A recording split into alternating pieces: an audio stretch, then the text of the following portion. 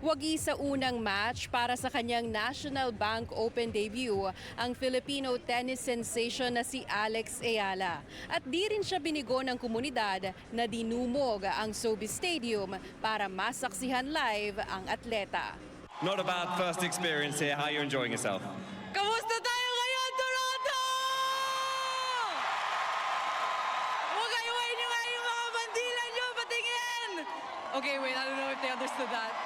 But there are so many Filipinos in the crowd tonight, so many flags, thank you! We gave her all the support and it's so great to see. And I think it's not just Filipinos in the GTA because I heard sa mga balita na merong nag-travel as far as like Sarnia or something like that na Pilipino. And nakakatuwa kasi it's a mix, multi-generational.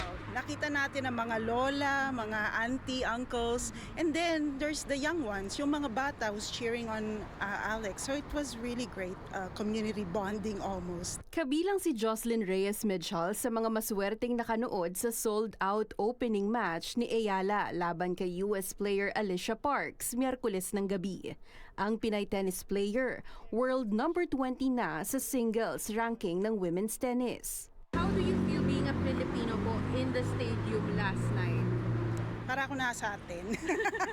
It brought me back home and nakita ko talaga yung sincerity ng mga tao na talagang they're hoping for the best sa kanya. Hindi dahil Pilipina siya, but also dahil nakikita nila na may potential tong batang ito. So it's really heartwarming. Mabilis na nakuha ni Ayala ang lead sa first set at naipanalo ito sa score na 6-1. Pero bigo siyang masungkit ang second set na naging pagkakataon para sa world number 71 na si Parks na makahabol. Natuwa ako kasi yung pagkapanalo niya sa DC, she really earned it dahil matitinik yung mga kalaban niya. And so yung first game niya yesterday, medyo natatakot na nga ako dahil nakikita na sa kanya yung fatigue. She looks really tired, but she pulled through.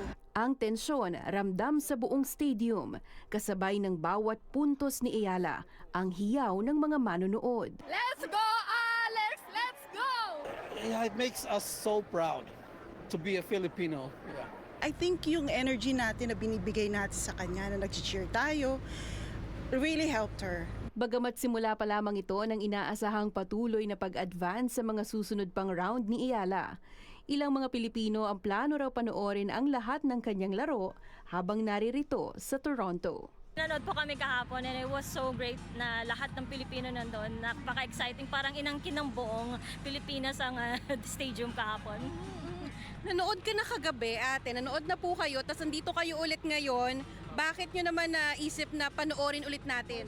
Yeah, because to support Ayala, kasi first doubles na mapapanood namin Venus and Ayala, so it's very exciting. Tutok ang lahat sa mga parating na match ni Ayala kabilang ang doubles Huwebes ng gabi kung saan makakatambal sa center court ang batikang tennis player na si Venus Williams.